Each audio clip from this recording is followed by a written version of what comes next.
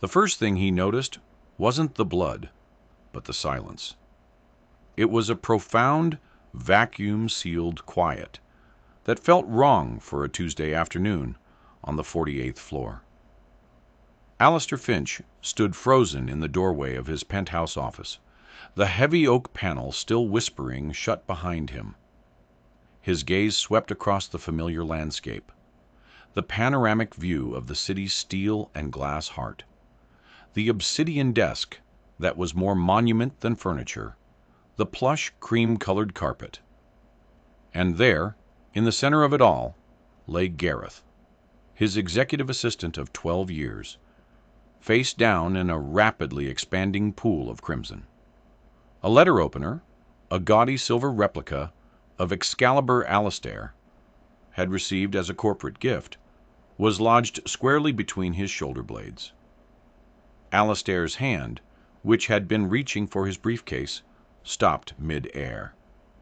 His mind, a machine calibrated for billion-dollar mergers and hostile takeovers, churned through impossibilities. There had been no sound, no alarm. The elevator required his unique keycard. The windows were sealed. Yet here was the impossible, undeniable fact of it. Then his eyes caught a flicker of movement near the bar. A small figure, shrouded in the deep afternoon shadows, was polishing a glass with a calm, deliberate rhythm. A child, a little girl, no older than 10, with eyes that seemed far too old, looked up at him and offered a small, serene smile. "He wasn't very nice," she said, her voice as clear and untroubled as a bell. "Would you care for some water, Mr. Finch? You look pale." Alistair blinked, and the scene dissolved like smoke. The city outside his limousine window was a rain-slicked smear of neon and concrete. There was no body, no little girl, no blood on his cream carpet. Gareth was alive, probably fielding his calls 2 floors below in the main office, oblivious to his brief, violent demise in Alistair's imagination. The vision had been so vivid, so visceral, it left a coppery taste in his mouth. He loosened his tie, a slip of silk worth more than the car that idled next to him in traffic. It had been happening more frequently lately, these flashes of bizarre, macabre fantasy. Waking dreams, his therapist had called them. Manifestations of acute, unresolved stress. The diagnosis was as expensive as it was useless. The stress was his life. It was the hostile takeover of a rival tech firm that was threatening to implode, a process that had consumed his every waking hour for the last 6 months. It was the board members, circling like well-dressed vultures. It was the gnawing emptiness of his penthouse, a space so large and sterile it felt more like a museum of wealth than a home. He was a king in a kingdom of ghosts. The car lurched forward, then stopped again. Impulsively, Alistair rapped on the partition. "Stop here, Charles. I'll walk." The driver's eyes met his in the rearview mirror, wide with surprise, but he simply nodded. "Yes, Mr. Finch." Alistair never walked. He moved from one climate-controlled environment to another in a cocoon of tinted glass and German engineering. But today, the cocoon felt like a coffin. He needed air. He needed something else. The city assaulted him with its raw, unfiltered reality. The smell of roasted nuts from a street vendor warred with the stench of garbage from a nearby alley. The symphony of horns, sirens, and shouted conversations was a cacophony compared to the curated silence of his life. He walked without direction, a man adrift in his own city. People gave him a wide berth, their eyes snagging on the impeccable cut of his suit, the gleam of his Italian leather shoes on the grimy pavement. He was an alien here, a creature from another world. He turned a corner and found himself in a small forgotten park, a patch of green clinging stubbornly to life amidst the urban decay. A few weary souls occupied the benches, lost in their own worlds. And it was there, near a forlorn-looking fountain, crusted with grime, that he saw her. She was a small thing, all sharp elbows and knees, with a cloud of tangled brown hair. She sat on an overturned bucket, a larger, half-empty bucket of water at her feet. In her hands, she held a wilting bouquet of daisies and carnations. She wasn't shouting or hawking her wares. She simply sat, watching the world go by with a quiet, solemn intensity. She looked tired. She looked hungry. A pang of something uncomfortable and foreign resonated in Alistair's chest. Pity? Guilt? He wasn't sure. He only knew that he had the power to change the narrative of this small, sad scene. He could be the benevolent God descending from the heavens. He approached her, his expensive shoes silent on the cracked flagstones. She looked up as his shadow fell over her, her eyes a startling shade of blue, clear and deep. There was no fear in them, only a calm curiosity. "How much for the flowers?" he asked. His voice sounded rusty, unused to this kind of interaction. "All of them." She blinked, her gaze dropping to the drooping heads of the daisies. "They're not very fresh anymore, sir," she said, her voice soft but not timid. $2 for a bunch. I only have 3 bunches left." "I'll take them all," he said, reaching into his jacket. His fingers brushed against the cool, crisp edges of the bills in his wallet. He pulled out a $100 bill, a meaningless piece of paper to him, but a sum that could surely change this girl's week, maybe even her month. He held it out to her. "Here, keep the change." The girl looked at the bill. Then she looked back up at him, her brow furrowed in concentration. She didn't reach for it. For a long moment, she just studied his face, her gaze so direct and searching that Alistair felt an absurd urge to look away. He felt scrutinized, judged. It was a sensation he hadn't experienced since he was a boy, standing before his own demanding father. Finally, she shook her head, a small, definite motion. "I can't take that, sir." Alistair was taken aback. He had expected tears of gratitude, a flood of thanks. He had not expected rejection. "Why not?" he asked, a hint of irritation creeping into his tone. "It's just money." "My mama says we don't take charity," she said simply, as if explaining a fundamental law of physics. "It's for people who can't help themselves. And I can help myself. I'm selling flowers." The simple, unassailable logic of it stunned him into silence. He stood there, a titan of industry, a man who could move markets with a single phone call, utterly disarmed by a child on a bucket. He felt the phantom weight of the letter opener in his back again, the echo of the little girl's voice in his imaginary office. The world had tilted on its axis. He looked at the $100 bill in his hand. It suddenly seemed foolish, an insult. He was trying to buy away his discomfort, to erase her from his consciousness with a transaction. She was refusing to be erased. "But," she continued, her voice pulling him back from his thoughts, "you could buy them for someone else." She tilted her head, her gaze shifting to an elderly woman sitting alone on a nearby bench, staring blankly at the pigeons pecking at the ground. The woman's shoulders were slumped, her face a mask of quiet sorrow. "That lady over there," the girl whispered, as if sharing a secret. "She looks like she needs some flowers today." And that was it.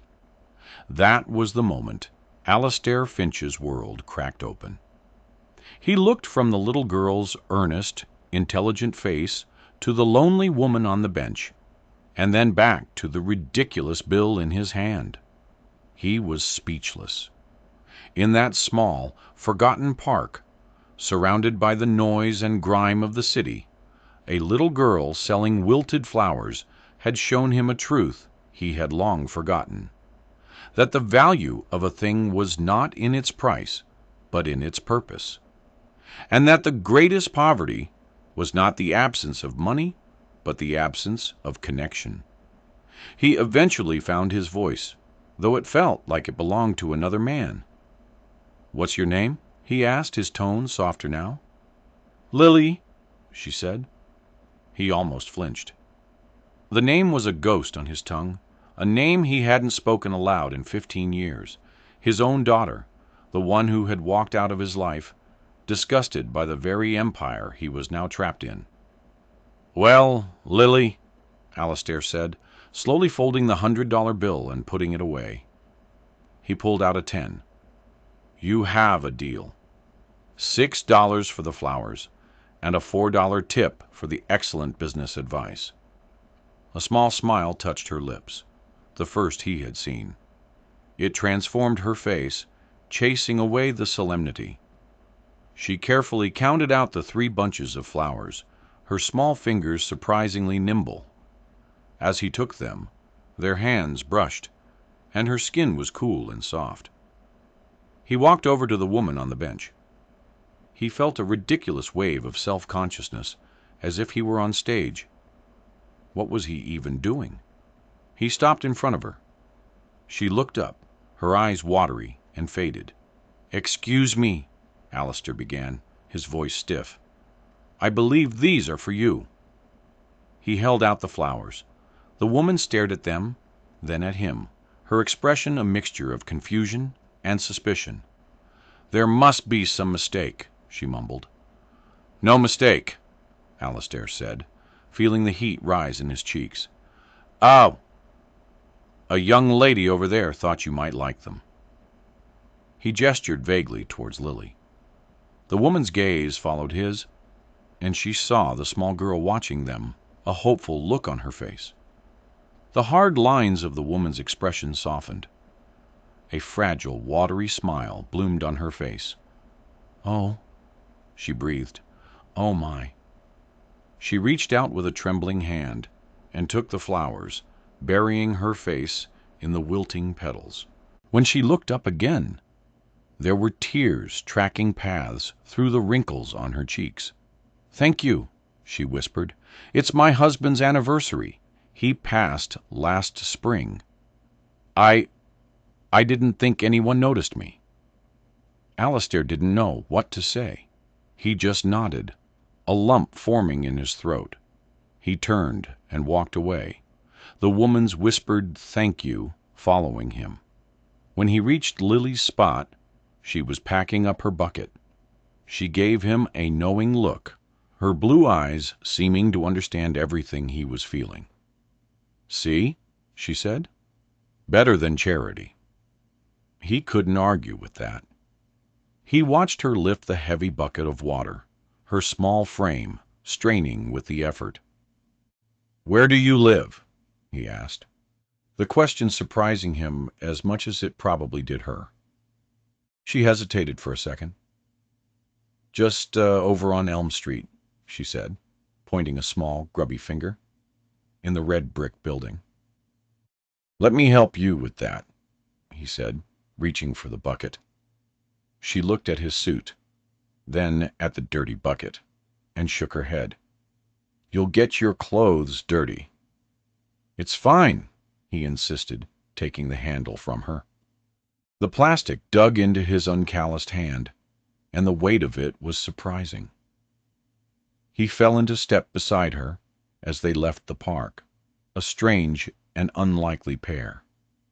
A billionaire in a bespoke suit carrying a bucket of flower water, and a little girl who had just turned his world upside down. The walk was only a few blocks, but it felt like a journey into another country.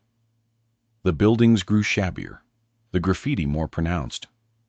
The smells changed from roasted nuts to damp decay and fried food. Lily navigated the broken pavement with an expert's familiarity, chattering away as they walked. She told him about her school, about her older brother Leo, who was looking for a job, about her mother, who was sick. She spoke of her life not with self-pity, but with a simple, matter-of-fact acceptance. Alistair mostly listened, the details of her world painting a picture that was both alien and achingly real. The red brick building was even more dilapidated up close than it had appeared from a distance. The front door hung crookedly on its hinges, and the air in the narrow hallway was thick with the smells of boiled cabbage and mildew. They climbed 3 flights of stairs, the wooden treads groaning under Alistair's weight. Lily stopped in front of a door with peeling green paint. Number 3B. She shifted the empty flower bucket in her arms and looked at him. "This is me," she said. "Thank you for carrying the water, sir." "Alistair," he said, surprising himself again. "My name is Alistair." "Okay," she said with a smile. "Thank you, Alistair."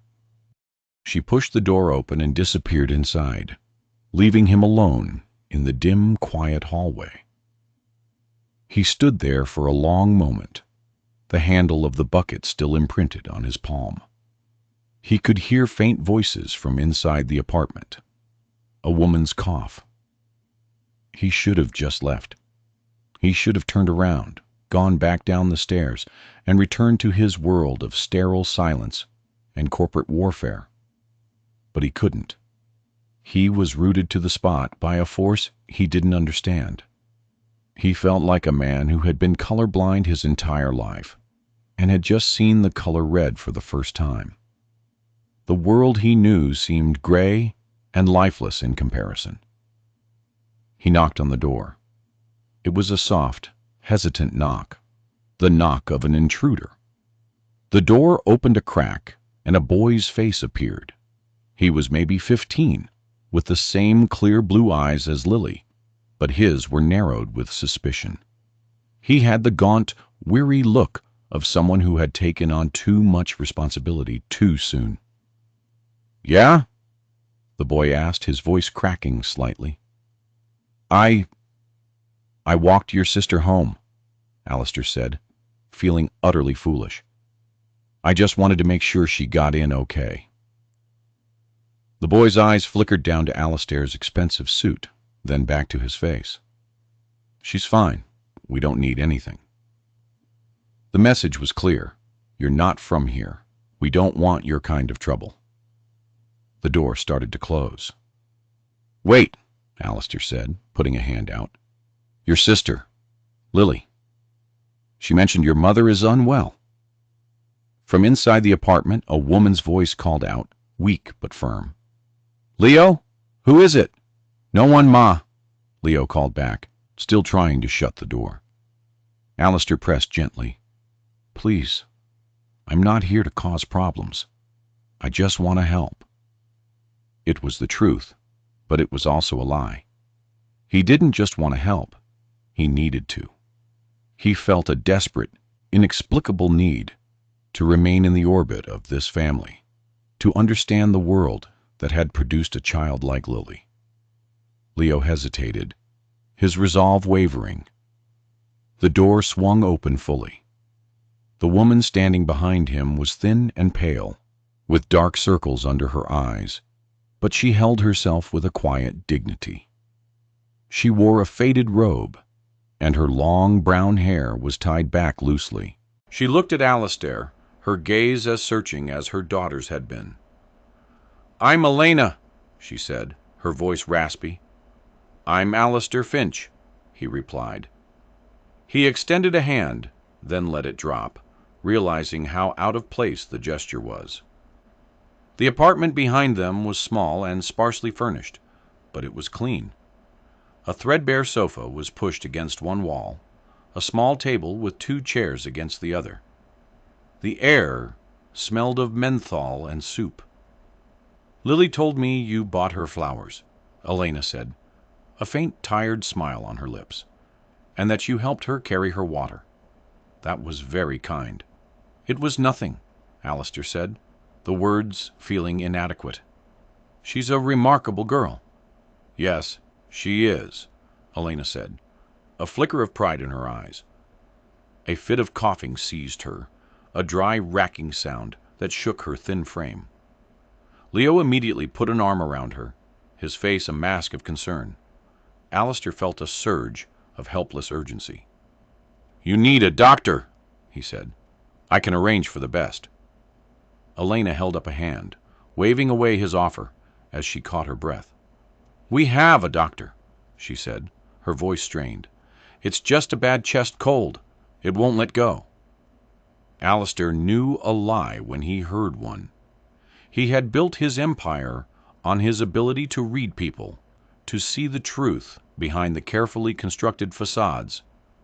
This was more than a chest cold.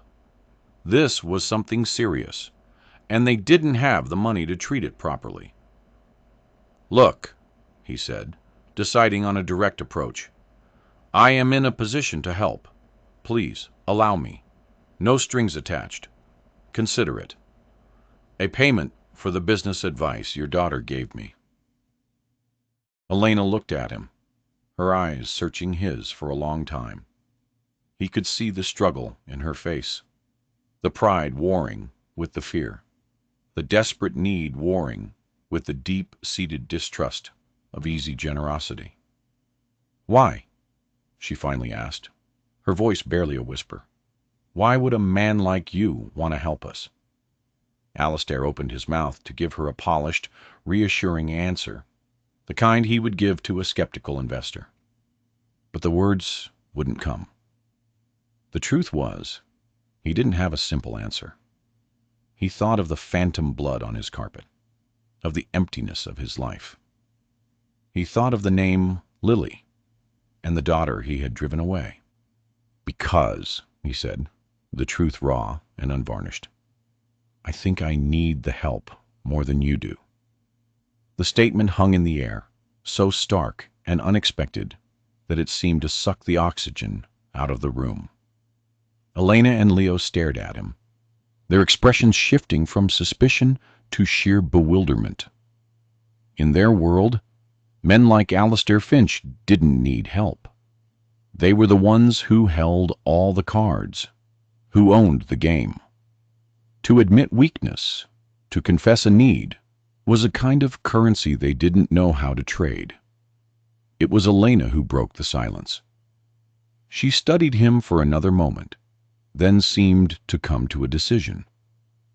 The rigid set of her shoulders relaxed slightly. "Would you like some tea, Mr. Finch?" she asked. It wasn't just an offer of a drink. It was an invitation, a crack of light in the wall they had built around themselves. Alistair found himself nodding. "I'd like that very much." He spent the next hour in their small, clean living room, perched awkwardly on the edge of the lumpy sofa, a chipped mug of lukewarm tea in his hands. He learned more about their lives in that hour than he had about most of his business partners in a decade.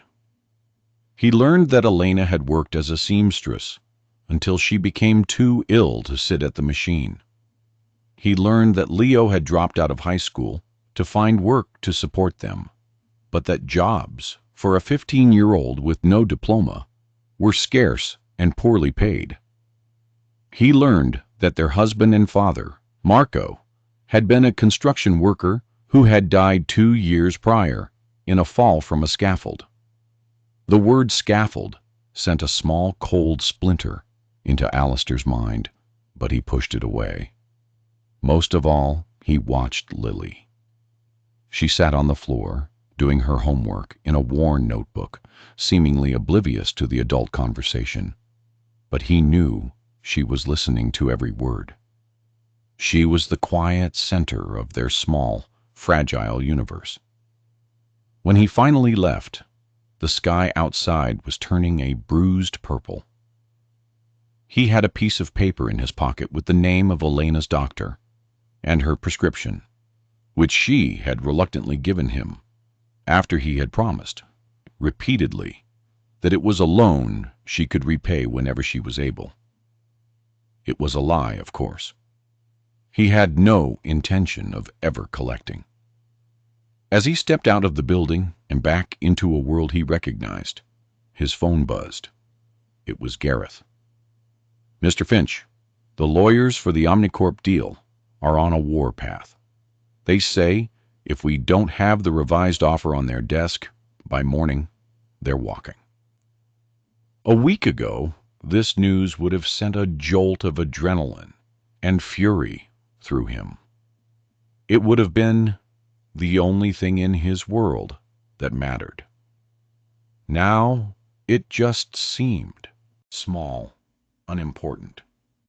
"Handle it, Gareth," Alistair said, his voice distant. "Give them what they want, within reason." There was a stunned silence on the other end of the line. "Sir, give them what they want. Our entire strategy was to bleed them dry." "Change of strategy," Alistair said, looking back at the shabby brick building. "We're not bleeding anyone today." He hung up before Gareth could reply, leaving his assistant to grapple with the inexplicable shift in his boss's behavior. Alistair didn't go home. Instead, he had Charles drive him to a 24-hour pharmacy in a different part of the city. He filled Elena's prescription himself, paying cash. The pharmacist gave him a strange look as he handed over the expensive antibiotics and inhalers, a look that said a man in a suit like his had no business being there. Alistair didn't care. The next morning, he didn't go to the office. He sent a courier to the apartment on Elm Street with the bag of medication and a simple, unsigned note that said, "Alone." Then he went to his personal office, a private suite he kept separate from his corporate headquarters. He sat down at his computer and began to do something he hadn't done in a very long time. He began to investigate a person not for leverage or for weakness, but out of a genuine desire to understand.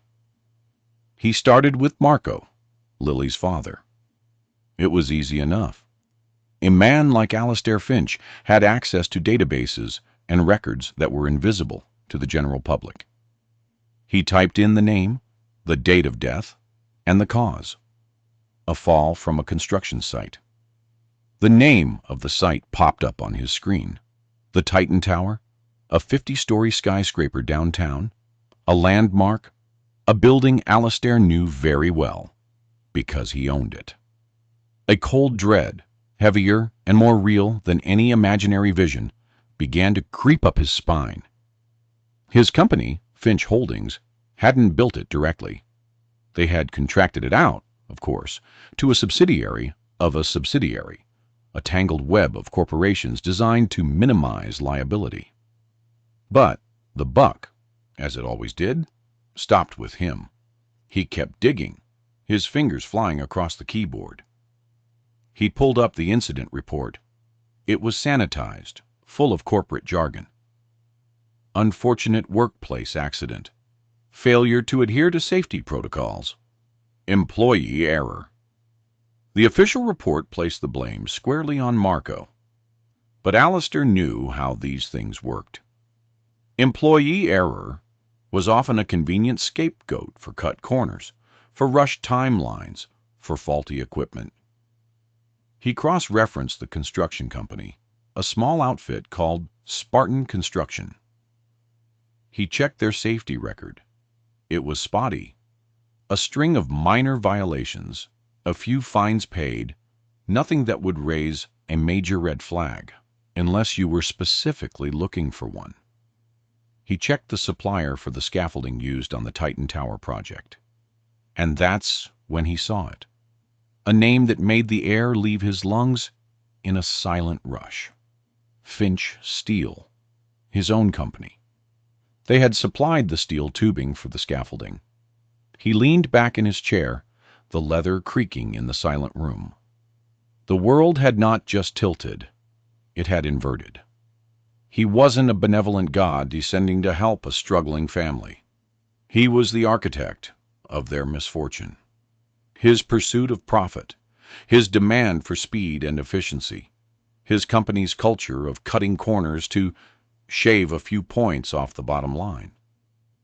It had all trickled down through the labyrinth of contractors and suppliers to a single bolt on a single scaffold on a windy afternoon. And it had killed a man. It had taken a father from his children, a husband from his wife. It had put Lily on a street corner with a bucket of wilted flowers. The guilt was a physical thing, a crushing weight on his chest. He thought of Elena's cough, of Leo's weary, old man eyes, of Lily's quiet dignity. He had offered them charity, a pittance to assuage a guilt he hadn't even known he possessed. And they, in their quiet pride, had refused it. The irony was so profound, it was almost comical. He, Alistair Finch, the master of the universe, was in their debt. A debt that no amount of money could ever repay. He spent the rest of the day in a fugue state, piecing together the sordid, tragic story. He discovered that after Marco's death, Elena had tried to sue. She had been met with a wall of corporate lawyers from Spartan Construction who had buried her in paperwork and legal threats until her small-time lawyer had advised her to drop the case, lest she be countersued and lose what little she had left. There was a settlement, a pittance, barely enough to cover the funeral costs, and it had required her to sign a non-disclosure agreement, silencing her forever.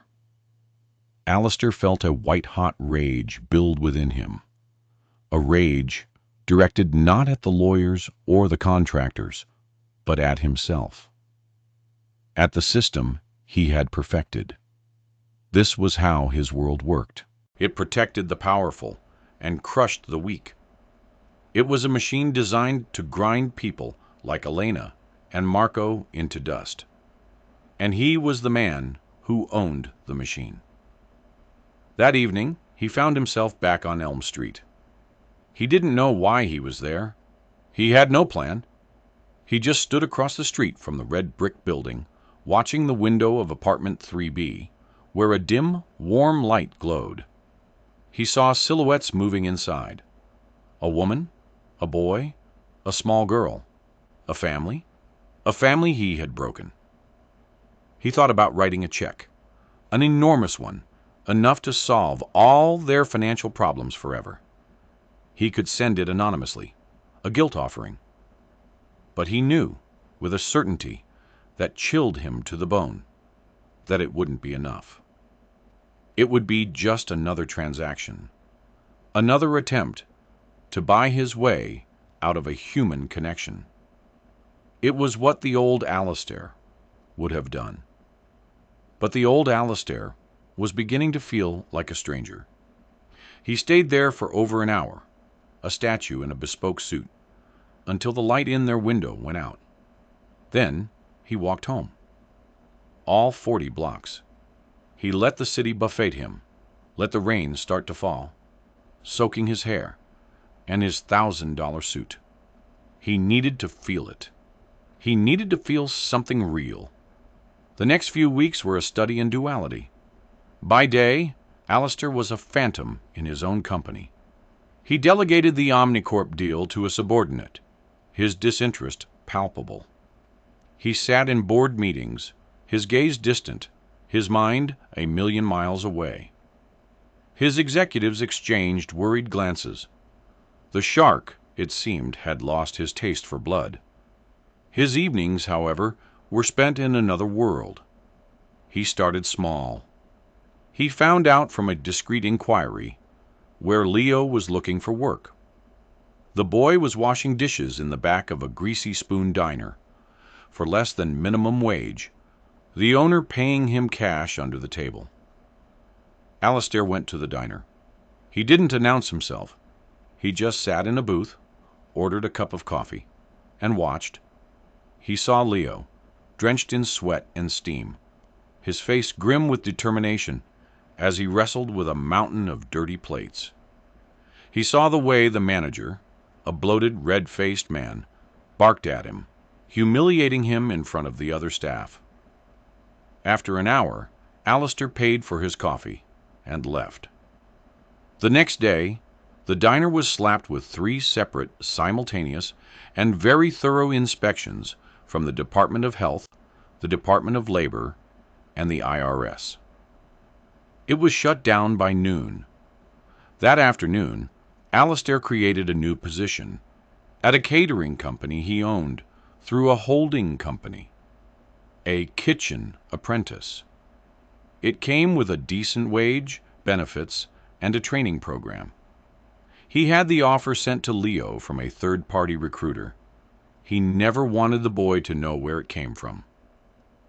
2 days later, he saw Leo walking down Elm Street in a clean new uniform, his shoulders a little straighter, a spark of hope in his eyes.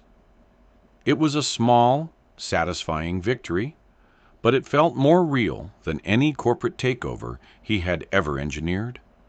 His main focus, however, remained Lily. He found himself drawn to the small park, to the forlorn fountain. He would go there after his work day ended, sitting on a bench, reading a newspaper, and waiting. She was always there, with her bucket of flowers. He never approached her directly at first. He just watched.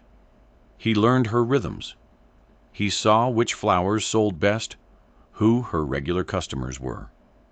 He saw the kindness she showed to the other lost souls who inhabited the park, sharing her meager lunch with an elderly homeless man, offering a flower to a crying child. She was like a tiny, fierce beacon of light in a sea of grayness. One day, he saw a group of older boys approach her, taunting her, trying to kick over her bucket. Before Alistair could even get to his feet, a hulking, bearded man, who Alistair had previously pegged as a vagrant, unfolded himself from a nearby bench. He said something low and menacing to the boys, who quickly scattered. The man then nodded to Lily, who gave him a small, grateful smile. Alistair realized she had her own ecosystem, her own network of protectors. She wasn't just a victim. She was a part of a community that looked out for its own. He felt a pang of envy. He had employees, associates, and rivals. He didn't have a community. He started buying flowers again. Not all of them, just a single bunch each day. They would have a brief conversation. He would ask about her day, about school. She would ask him surprisingly astute questions. Alistair, why do you wear a tie? Isn't it tight on your neck? Alistair, is it boring to sit in an office all day? He answered her honestly, and her simple, direct questions forced him to look at his own life with new eyes. Yes, his tie was tight. Yes, his life was boring. He started to look forward to their 5-minute conversations more than any other part of his day. He also found a way to check on Elena. He hired a private nurse, a discreet, middle-aged woman named Sarah, to pose as a community health worker, making routine visits in the neighborhood. Sarah reported back to him daily. Elena's condition was stable with the new medication, but her lungs were weak. The doctor had diagnosed her with severe chronic bronchitis, exacerbated by stress and the damp conditions of their apartment.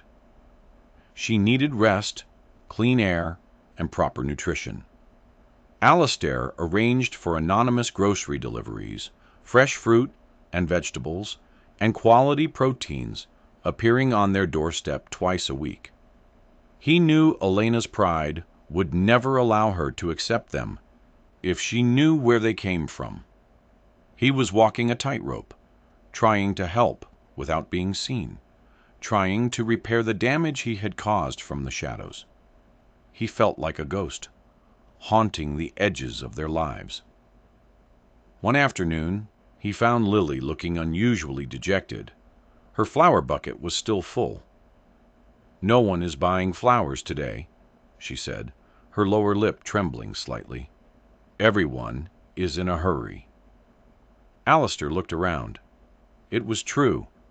The park was emptier than usual, and the people who passed through were walking with their heads down, their faces grim. The city had a mood, and today it was a foul one. "I have an idea," Alistair said. He bought all her flowers, but instead of just taking them, he stood beside her. "All right, Lily," he said, rolling up his sleeves. "You're the expert. Who needs these the most?" For the next hour, they became a two-person team. Lily would identify a target: a stressed-looking woman juggling groceries, a young man staring glumly at his phone, a security guard with tired eyes, and Alistair would be the delivery man. He would walk up to complete strangers and, with a slightly awkward, "Excuse me, my associate and I thought you could use this," hand them a flower. The reactions were remarkable. Confusion at first, then suspicion. Then, as they registered the genuine, non-transactional nature of the gesture, a slow dawning of surprise, and finally, a smile. A real, human smile. With each flower he gave away, Alistair felt a layer of his own armor chip away. He was connecting with people, complete strangers, in a way he never had before. It was terrifying and exhilarating. When the last flower was gone, he and Lily stood by the empty bucket, a comfortable silence between them. "That was more fun than just selling them?" she finally said. "Yes," Alistair agreed, a genuine smile on his own face. It was. He realized he hadn't thought about Omnicorp or his board of directors once in the last hour. He had been completely, utterly present. It was a revelation. He was so lost in the moment that he didn't notice the man watching them from across the street. A man with a long lens camera. He was a paparazzo who had been trying to get a candid shot of the reclusive billionaire for weeks. And he had just hit the jackpot. The next morning, the picture was on the front page of the city's biggest tabloid. It was a grainy, long-lens shot, but it was unmistakably him. Alistair Finch, the ruthless corporate raider, his suit jacket off, his sleeves rolled up, laughing with a small, shabby-looking girl in a rundown park.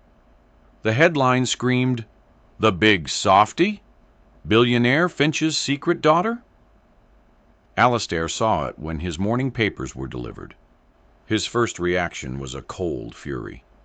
His privacy had been violated. They had dragged Lily into his toxic world. He was about to call his legal team and unleash hell upon the tabloid when his phone rang. It was Gareth. "Sir, I assume you've seen it," his assistant said, his voice a mixture of panic and confusion. "The board is calling an emergency meeting. The stock is down 3% in pre-market trading.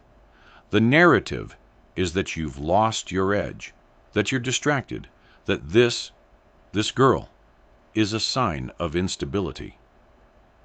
"Let it drop," Alistair said calmly. "What? Sir, we need to issue a denial, immediately, a strong one. We need to control the story." "No," Alistair said, looking at the photo again. He wasn't looking at himself. He was looking at Lily's laughing face. "There's nothing to deny. I was spending time with a friend. Let them talk." He hung up, leaving Gareth in a state of apoplectic shock. The old Alistair would have destroyed the newspaper, fired the photographer, and issued a press release so cold and clinical it would have frozen the ink on the page. But the old Alistair was dead, killed by a little girl with blue eyes. The emergency board meeting was a bloodbath. They came at him from all sides, his old rivals and supposed allies alike, their faces a mixture of concern and naked opportunism. They saw weakness, a chance to pounce. "Alistair, what is the meaning of this?" demanded a portly man named Henderson, who had been on his board for 20 years. "This is a distraction we can't afford, not with the Omnicorp deal in such a delicate state." "The Omnicorp deal is fine," Alistair said, his voice even. "And this," he said, tapping the newspaper on the polished table, "is not a distraction. It's a priority." "A priority?" Another board member, a sharp-faced woman named Evelyn, scoffed. "A street urchin is your priority." The venom in her voice was startling. Alistair looked around the table at their expensive suits, their manicured hands, their cold, calculating eyes. He had sat in rooms like this his entire life. He had been one of them, and he suddenly felt an overwhelming sense of pity for them. They were all trapped, just as he had been, trapped in a world of numbers and stock prices, a world devoid of flowers and laughter and genuine human connection. "This street urchin," Alistair said, his voice dropping, commanding the attention of the entire room, "has taught me more about business in the last month than all of you combined have in the last decade. She taught me about value, about investment, about human capital, things that are not reflected in our quarterly reports." He stood up. "Finch Holdings is going to be making some changes.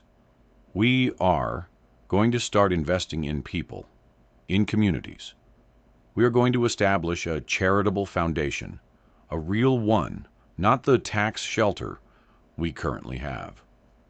We are going to review the practices of every contractor and supplier we work with, and we will sever ties with any company that does not meet the highest ethical and safety standards, starting with Spartan Construction."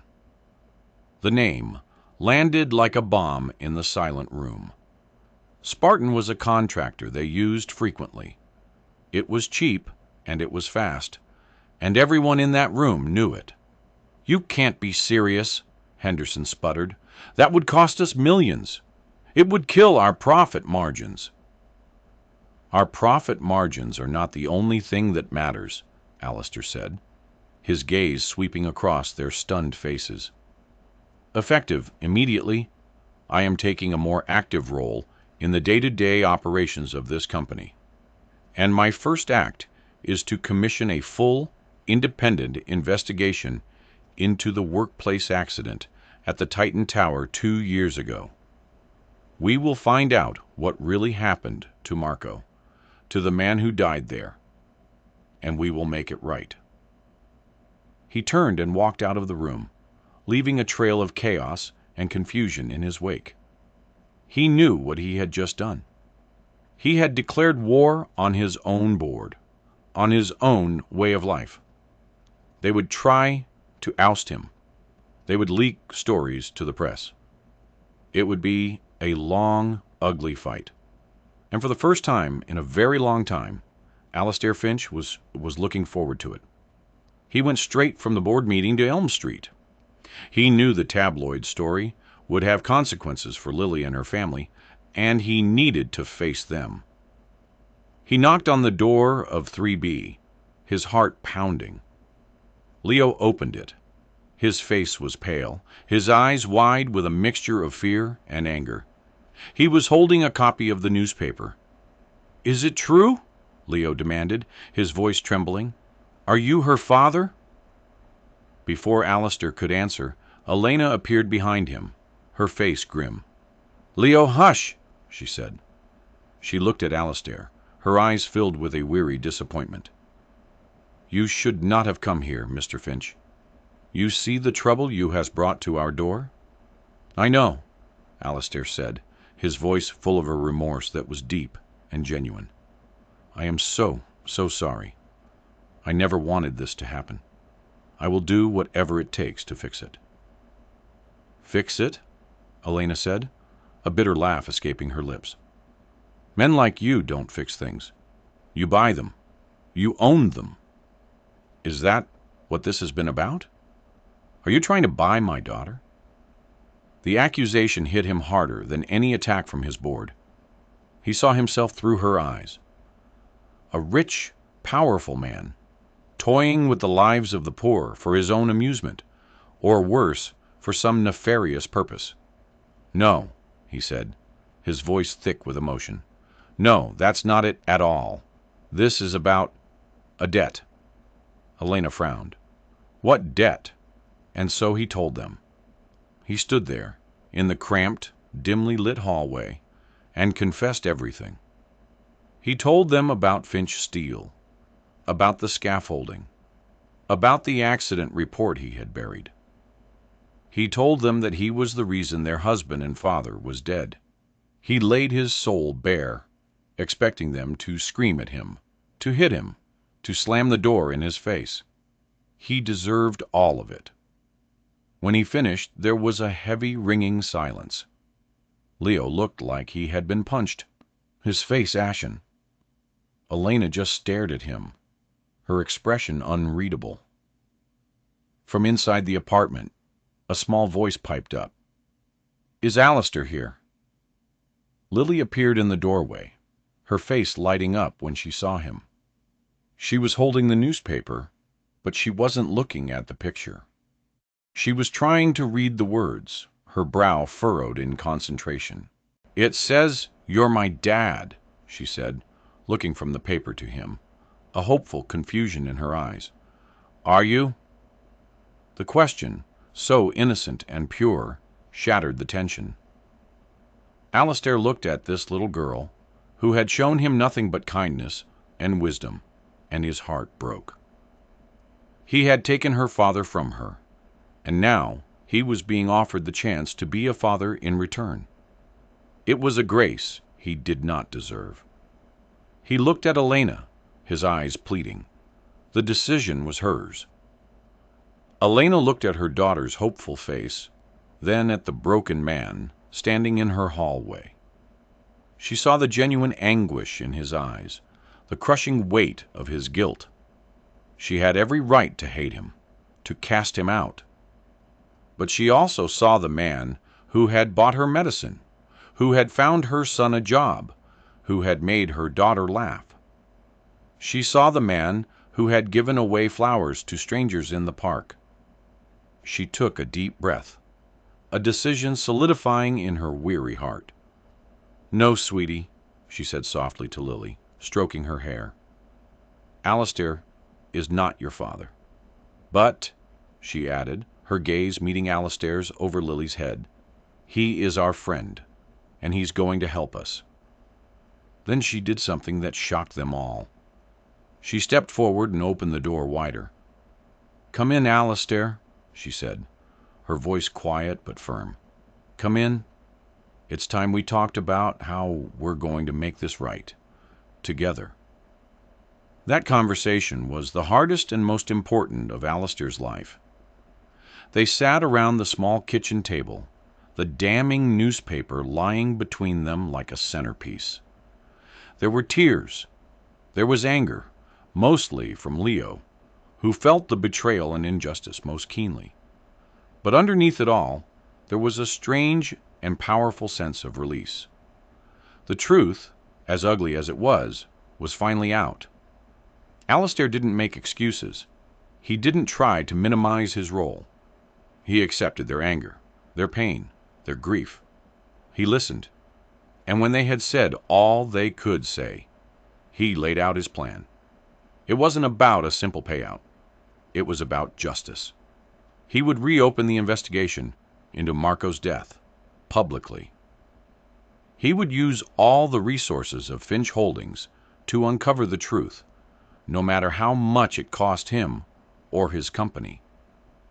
He would expose the corruption of Spartan Construction and the negligence that had led to the accident. He would create a compensation fund for all the victims of their unsafe practices. But it was more than that. He wanted to help them rebuild their lives, not as a benefactor, but as a partner. He offered to move them out of the dilapidated apartment to a comfortable home in a safe neighborhood with good schools.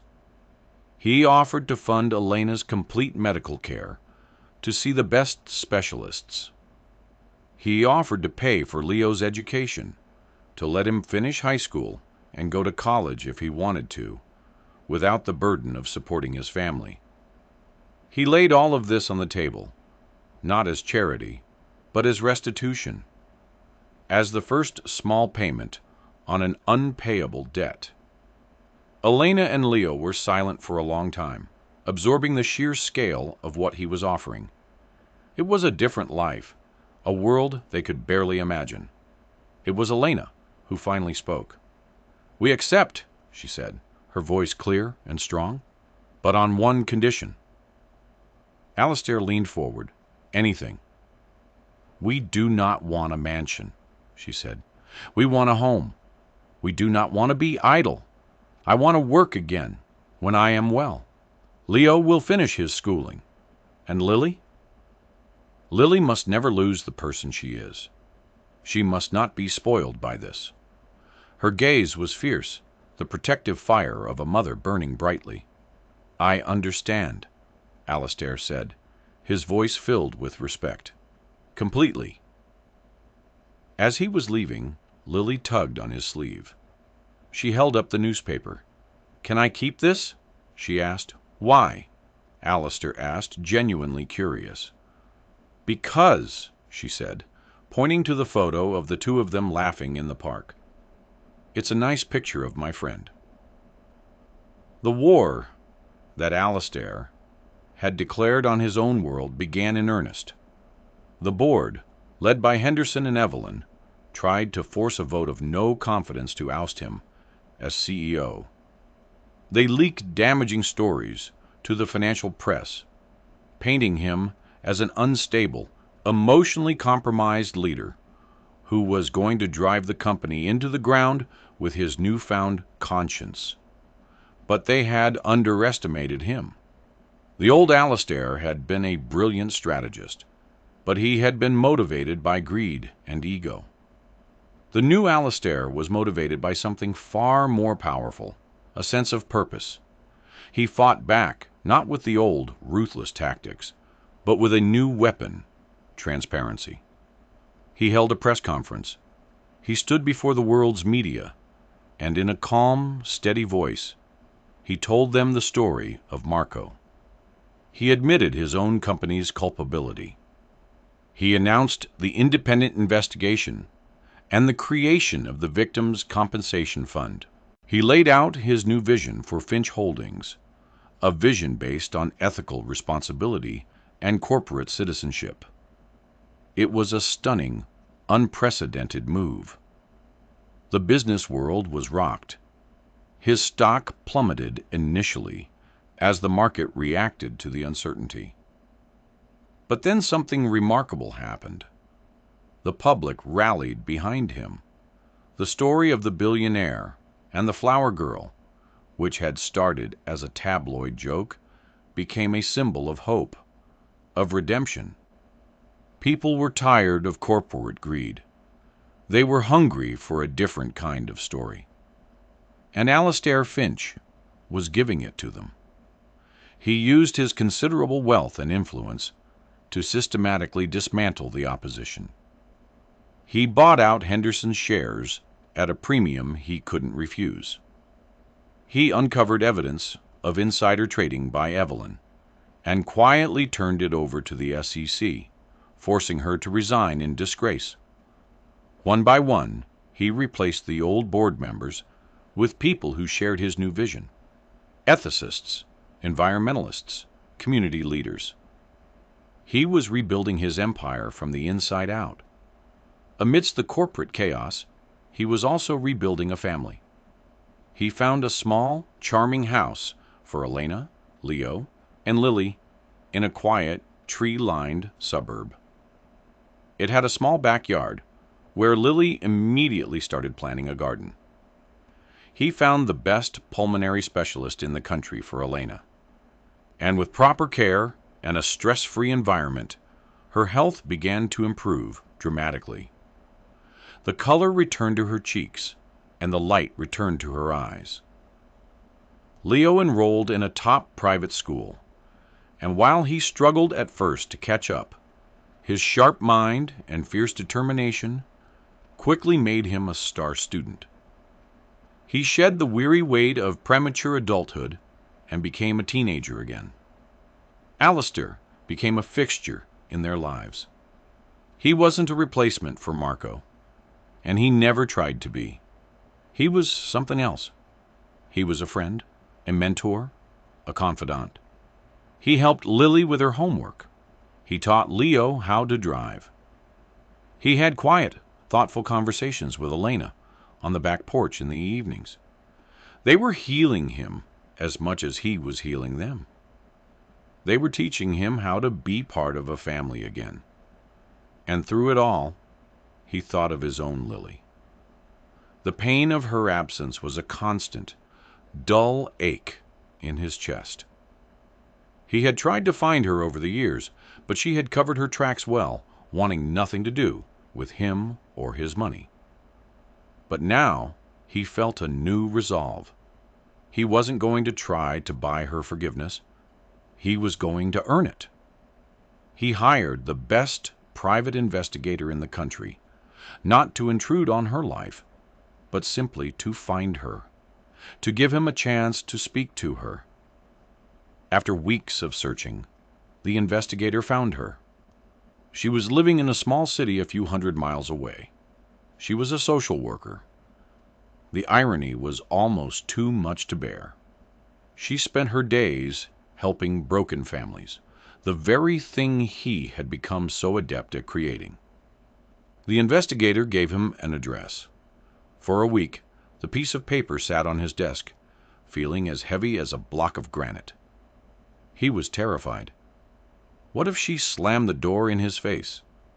What if she refused to even see him?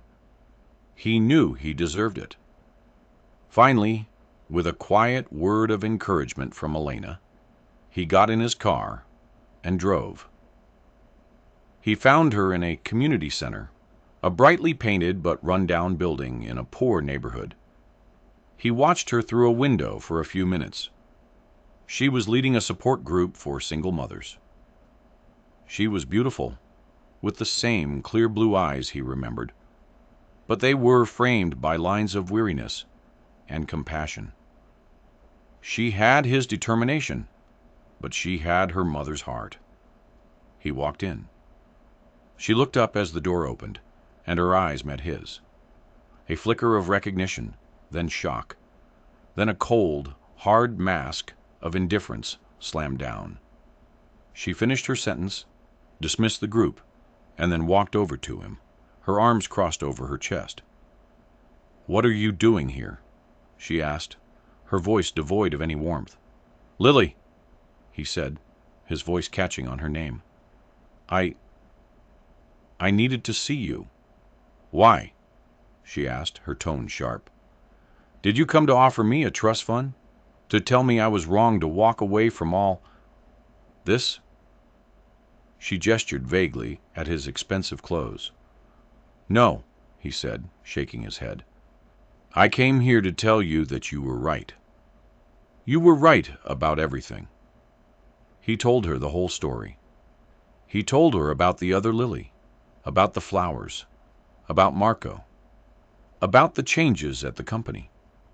He didn't ask for her forgiveness. He didn't make promises. He just told her the truth, laying out his own failings and his stumbling attempts at redemption. She listened, her expression never changing. When he was done, she was silent for a long time. "So a little girl had to almost die for you to develop a conscience?" she finally said, her voice dripping with cynicism. The words were a knife in his gut. "Her father did die," he said quietly. "And her mother? Yes, it took that. I was blind. I was a monster. And I am so, so sorry. Not just for what I did to them, but for what I did to you. For the father, I wasn't." He reached into his pocket and pulled out his wallet. "Not for money?" He took out a worn, creased photo. It was a picture of her, at age 7, sitting on his shoulders at a carnival. They were both laughing, their faces filled with a pure, uncomplicated joy. It was the last time he remembered being truly happy. "I've carried this with me every day for 15 years, he said, his voice thick. He held it out to her. "I know I can't go back. I know I can't fix what I broke. But I am trying to be a better man. The man in that picture." She looked at the photo, at the laughing girl, who had believed her father was a hero. A single tear traced a path down her cheek. She didn't wipe it away. "Why now, Dad?" she whispered, the word Dad hanging in the air between them, fragile and strange. "Why after all this time?"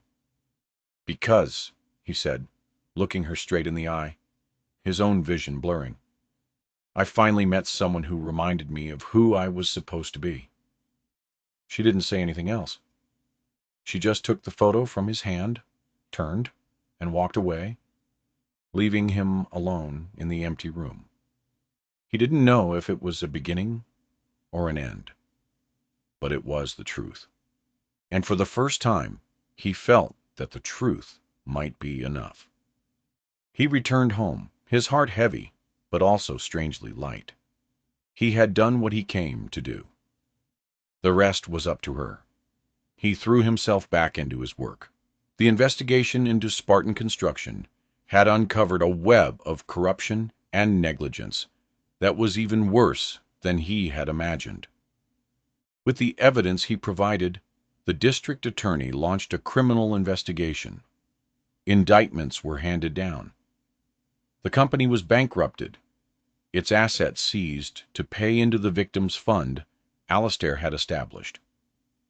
The Titan Tower, the monument to his greed, was retrofitted with the highest safety standards and renamed the Marco Legacy Tower.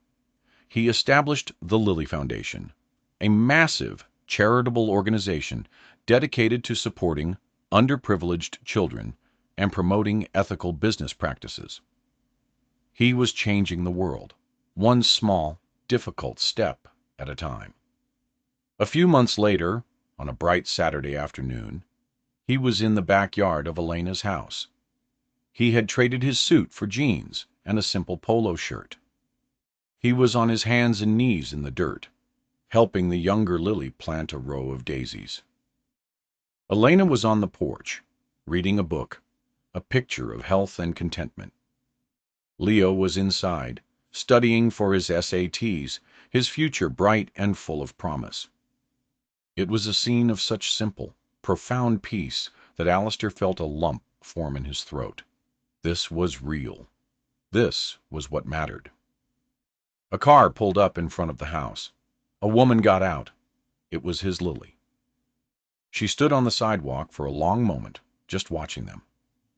Then, slowly, she walked up the path and into the backyard. Alistair's heart stopped. The younger Lily looked up, her face smudged with dirt. "Hello," she said with a bright smile. "Are you a friend of Alistair's?" The older Lily looked at her father, her eyes full of a complex mix of emotions. Then she looked back at the little girl who shared her name. A small tentative smile touched her lips. "Yes," she said, her voice soft. "I am. I'm his daughter." She knelt in the grass, not caring about her clothes. "It's nice to meet you, Lily. My name is Lily, too. Can I help you plant your flowers?" Alistair watched, his eyes overflowing with tears he didn't bother to wipe away, as the two Lilies, the one who had been lost and the one who had found him, began to work side by side, planting flowers in the rich, dark earth. It wasn't a perfect fairy tale ending. There were years of pain and distrust that would not vanish overnight.